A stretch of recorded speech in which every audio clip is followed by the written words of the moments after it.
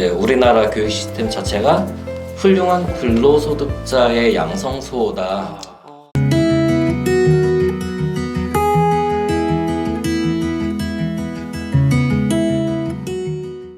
안녕하세요. 안녕하세요. 저희 세 번째 묵도크 시간이 드디어 돌아왔습니다. 다들 어떻게 잘 지내셨나요? 저희 2주 만에 만나는 건데. 네. 너무 보고 네. 싶었습니다. 너무 보고 싶었어요. 네. 뭐 특별한 소식 있으신 분 있으신가요? 저희가 봤을 때는 흔히 언니가 제일 특별한 일이 많으실 것 같은데 저요? 오늘도 저는- 뭐 찍으셨잖아요. 네, 아, 지역 빅TV. 네. 아, 근데 오늘 너무 즉흥적으로 찍어가지고 어버버버버버 됐어. 아니 근데 제가 봤는데 제가 책을 좀 많이 읽었어요. 책을 정말 많이 읽었거든요. 하면서 아니, 머릿속이 인터뷰 절반 책이야. 나 책만 읽은 여자야. 간접적으로 북토크를 홍보했습니다. 네, 즐거웠습니다. 네. 어쨌든 좋은 경험이었습니다. 네. 자, 오늘 저희 이제 새로운 책에 대해서 지난주에 고켈님께서 이 책을 추천을 해주셨죠? 네. 네. 한번 보여드릴까요? 네. 대략적으로 이 책에 대해서 어떤 책인지 한번 설명 부탁드릴게요. 우리 저자분하고 만나기로 했잖아요. 네, 그렇죠? 조만간에 네. 만납니다. 조만간에 오실 거고 네네. 이 책은 국제 바칼로레아 인증 초등학교 교사. 그러니까 대구에 많은 학교들이 이 아이비라는 네. 이제 우리 이제 국제학교 이제 인증 기준이 한 3가지 정도로 유명하거든요. 그러니까 미국식 서부는 WAS고 네. 그리고 저기 유럽에서 하는 국제학교 인증은 CIS 그리고 이제 이거는 스위스에서 이제 전체 국제 뭐 인터내셔널 같이 해서 하는데 그 IB라고 불러요. IBO. 아이비. 예, 근데 제가 볼 때는 대구에 이 IB 인증을 도입한 것 같아요. 그래서 대구의 학교들이 좀 꽤 보니까 찾아보니까 27개. 저 근데 혁신초 했을 때 몰랐는데 저도 이제 초등학교 들어가던 애들이요. 혁신초를 두고 사실은 제가 설 연휴 때 와이프랑 좀 대화를 많이 했거든요. 이제 엄마들은 혁신초를 보내지 않으려고 한대요. 이유가 있어요. 그러니까 이게 아마 지금 혁신초 같은 그렇죠. 제가 볼 때는 예. 그러니까 뭐 그런 거죠. 성적. 학교에서 공부 안 시키고 애들이 자연에서 뛰놀게 하고 숙제가 없고 막 이런 뭔가 이제 기존에 우리가 그 입시 위주의 교육 제도에 특화된 그런 체계적인 커리큘럼이 아니라 그 이제 약간 뛰놀고 자유롭게 예, 자유롭게 한다는 그거에 대해서 많은 엄마들이 반감을 가지고 있대요. 그래서 혁신초를 보냈다가 다시 또 이제 뭐 전학을 간다든지 그에 따른 이제 애들 어떻게 보면 AS가 너무 심하다는 식으로 얘기를 하더라고요. 그래서 이게 이제 혁신초에 들어가는 커리큘럼에 대해서 좀 잘 적어준 책이다라고 생각을 했는데 결론은 뭐냐면 이 아이의 강점을 찾는 게 진짜 선행학습이라는 거를 알려주는 그렇죠. 그런 책이었어요. 그래서 저는 저한테도 너무 와닿았거든요. 맞아요. 그 네. 아이들한테만 적용시킬 게 아니라 내 자신에게 적용시킬 수 있는 이제 정말 귀한 책이다라는 생각을 많이 들었습니다. 이제 근데 읽어보니까 이게 저희가 생각하는 그런 뻔한 내용이 아니더라고요. 우리가 일반적으로 학교에서 배울 수 있는 이제 그런 학습이 아닌 이제 다른 쪽으로 저는 이렇게 생각했어요. 이거는 약간 우리 아이를 어떻게 독립을 시키면 참 좋을지라는 거를 딱 발견을 해주는 책? 제가 다시 한번 진짜 책의 중요성을 느낀 게 어떻게 보면 책이 한 권이 10,000원 조금 넘어가는 이제 금액에서 아 이렇게 많은 내용을 나한테 주는구나 라는 생각으로 정말 많은 걸 얻어가는데 그런 거에 비하면은 책값이 정말 비싼 게 아니구나 라는 그렇죠. 생각을 진짜 다시 한번 하게 됐던 것 같아요. 이 책을 통해서. 네. 아마 궁금하실 거예요. 안 읽어보신 분들은 이게 도대체 무슨 내용이길래 이렇게 얘기를 하냐라는 생각이 드실 건데 혹시 뭐 책을 읽으면서 꼭 한번 나눠보고 싶었던 이야기가 있었으면 한번 말씀해 주시겠어요? 저도 네네. 이제 예전에 이제 한 5, 6개월 전까지만 해도 전혀 네네. 몰랐던 사실이긴 한데 네. 이제 저도 이 사실을 안 지는 얼마 안 됐어요. 이제 우리나라 교육 시스템 자체가 훌륭한 근로소득자의 양성소다. 그런 시스템을 갖고 있는 게 우리나라 지금 교육 시스템이고. 그렇죠. 맞아. 뭐 이 책에서도 얘기하지만 실질적으로 학교가 나오고 이제 네. 학교의 교육 시스템 자체가 공장에 보내기 위한 기초 지식을 습득하기 위해서 학교가 그렇게 만들어졌다. 그거를 베이스로 지금까지 이게 전체 이제 수능만을 위해서 그렇죠. 그리고 맞아요. 이제 네. 수능 이후에도 근로소득자를 양성하기 위한 근로소득자 그리고 자영업자 전문직 얘기하죠. 이제 전문직하고 현금흐름 4분면에 좌측에 이제 근로소득자 전문직인데 이 부분을 양성하기 위한 아, 그런 시스템을 갖고 있다. 이제 여기서 맞아요. 좀 벗어나야지만 부자의 길로 갈 수 있지 않을까라는 생각이 들어서 저도 이제 이런 류의 교육을 자녀한테 시키려고 그 커리큘럼을 조금씩 짜고 있었어요. 이제 계속 용돈을 주면서 용돈을 저축하고 용돈을 갖고서 투자를 하고 투자에 대한 수익금을 배분시키는 형태로 집에서 이거를 교육을 짜고 있었거든요. 그래서 중학생쯤 되면 실제적으로 주식시장에 그 투자를 하는 거를 지금 계획을 해놨는데 이 책을 읽고 저는 이제 대략적으로 큰 그림만 짜놨는데 어떻게 이거 아이를 강점을 찾아서 이 강점이 강점을 이제 좀 더 깊숙이 들어서 확장이 되고 이게 사업으로 연결시킬 수 있는 방향까지 아이들을 훈련시킬 수 있는 그런 내용을 좀 많이 담고 있더라고요. 그래서 저는 이 책을 읽고 너무 이제 제가 읽고 싶었던 책을 찾았구나. 저 같은 생각을 좀 경우에는 들었어요. 처음에 책을 읽었을 때 네. 기존에 이제 부동산이나 뭐 주식이나 이런 경제에 관련된 책들을 읽다가 완전히 다른 분야잖아요. 특히 자녀 교육 관련된 네, 분야다 보니까 맞아요. 이게 도움이 될까 이런 생각 처음 했었어요. 고케일님이 처음에 소개했을 때 그래도 제 자녀가 지금 4살 정도 돼밖에 안 되니까 아직 어리니까 도움이 될까라는 생각했었는데 처음에 딱 읽자마자 너무 술술 읽히고 맞아요. 내용이 네. 어렵지 않았고 그리고 저희들이 여태까지 지나온 삶이 다 말씀하신 대로 좀 다 획일화된 교육 커리큘럼으로 지나와서 지금 다 어떻게 보면 직장 근로자로 다니고 있던 거였잖아요. 그거 보면서 이게 초반에 진짜 자녀들의 강점을 찾아주고 그거를 이제 뭐 공부하라 이렇게 얘기를 하는 게 아니라 그 강점을 좀 더 계속 유지할 수 있게 이끌어주는 역할을 여기서 계속 강조하는 게 굉장히 좋았던 것 같아요. 이 책을 보면서.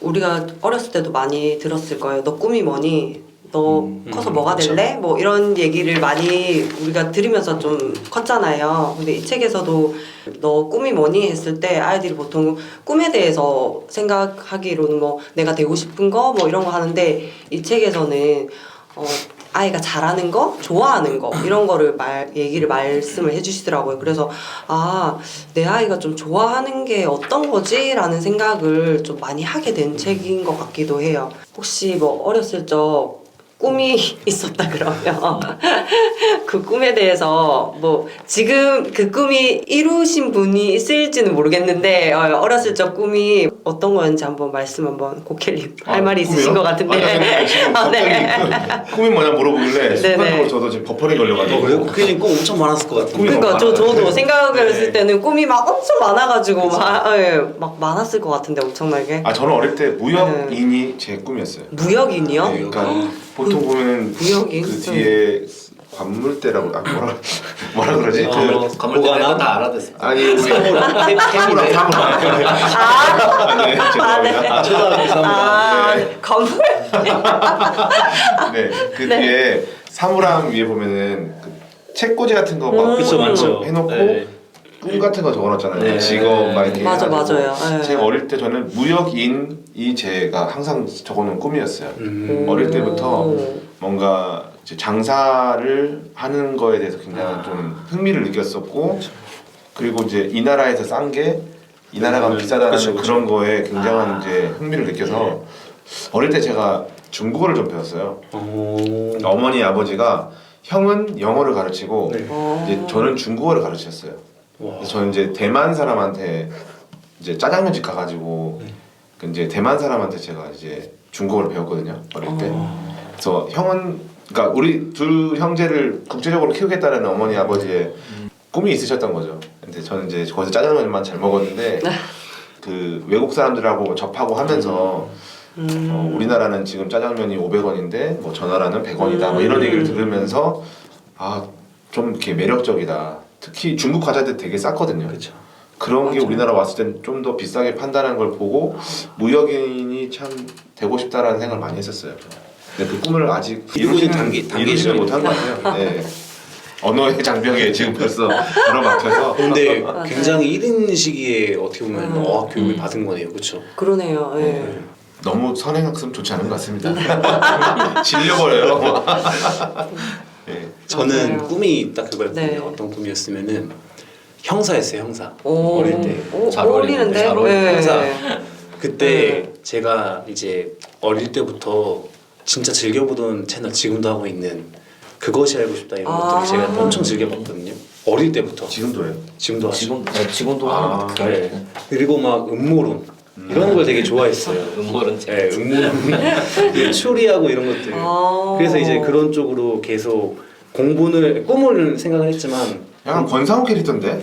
그거- 그 영화도 뭐 근데 추리하고 하는 거 생각해보니까 게시카원이 블로그 들어가면 약간 좀 그런 느낌 네. 있는 것 같아요. 맞아요. 예, 제가- 분석하고 하는 거. 예. 메모를 항상 형사는 형사는 못했는데 지금 어. 회사에서 하는 게 어떻게 보면 이제 사고 난 거를 조금 이제 어. 분석하고 이런 걸 하거든요. 수습하고 하시는 네, 거. 그런 게 조금 어떻게 보면 간접적으로 꿈을 이룬 것 어떻게든 같은 좋은 매물을 찾아내리라. 네, 뭐 그런 것도 비슷한 거죠. 매물 잡아낼 찾고 거야. 네. 네. 그러니까 분석하고 별표 하는 어딨어? 거에. 막 이러면서.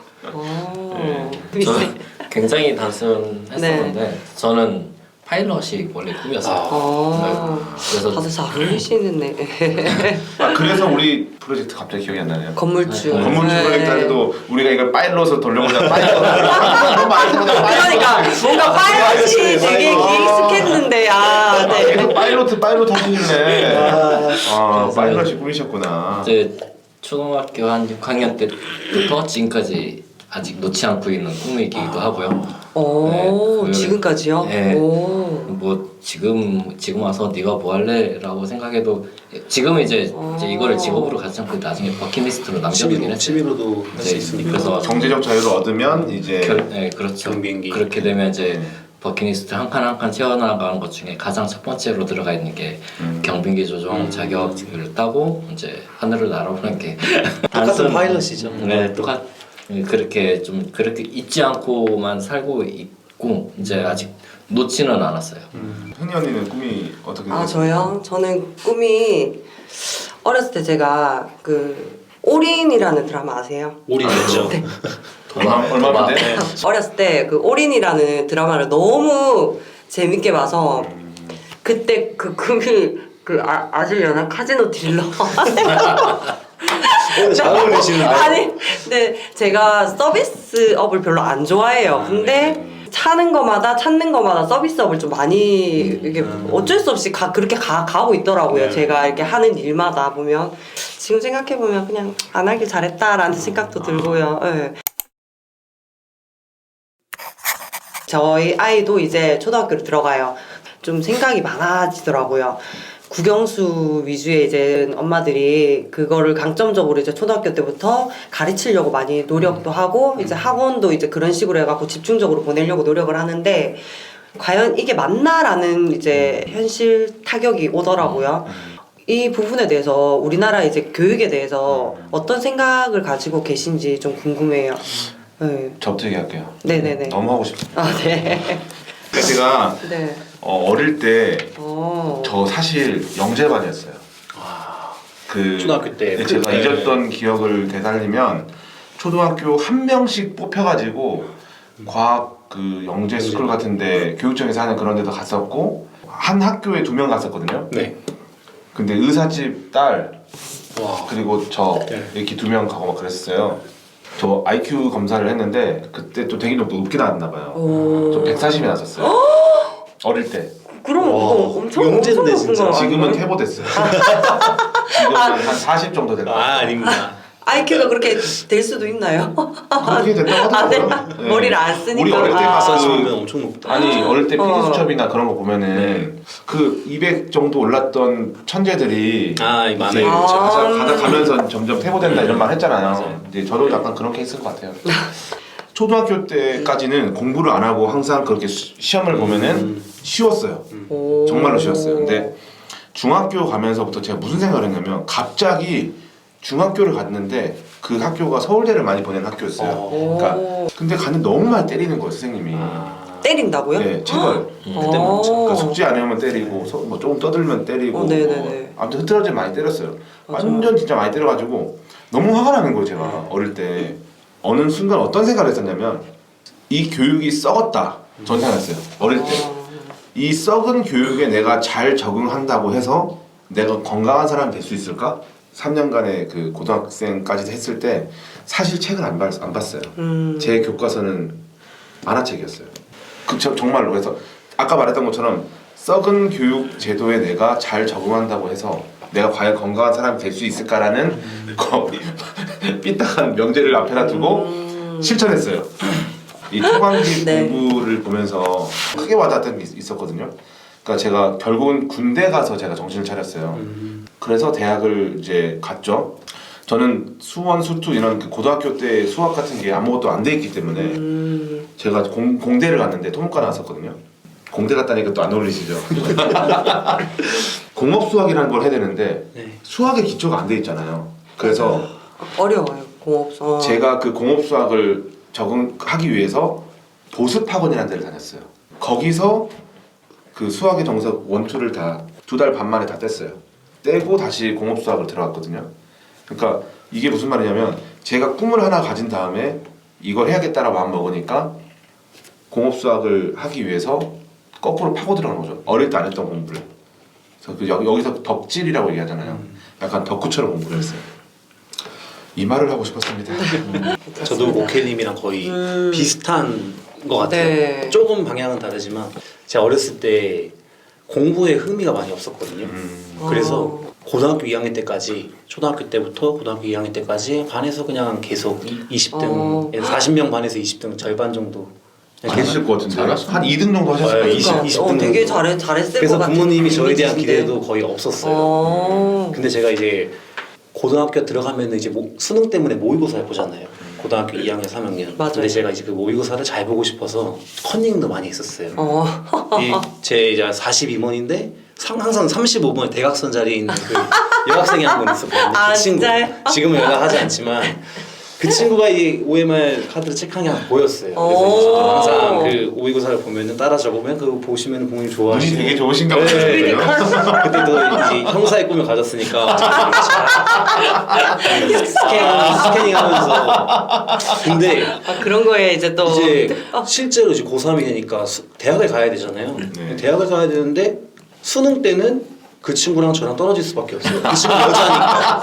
여자는 여고, 남자는 맞아. 제가 남녀공학이었거든요. 어떡해? 네. 그래서 발동이 이제 불똥 떨어지니까 그때는 거의 그냥 하루에 한 4시간 빼고 친구들이랑 항상 같이 놀다가 갑자기 새해가 되니까 너희랑 이제 잠깐 담을 두고 나는 공부할 거야 해서 3학년부터. 네, 쉬는 시간 때도 항상 공부하고 그렇게 해서 수능은 어쨌든 제일 잘 봤어요. 모의고사 중에서도 제일 잘 봐서 잘 됐는데 초등학교 때부터 고등학교 때까지 이 교육 체계들이 어떻게 보면은 한 사람 한 사람의 강점을 찾아주는 그런 체계보다는 네. 이 전체적인 사람들을 다 아우르다 보니까 또 순위도 많이 매기고 그러다 산업화 보니까- 여건을 만들어내는 그렇죠. 이제 네.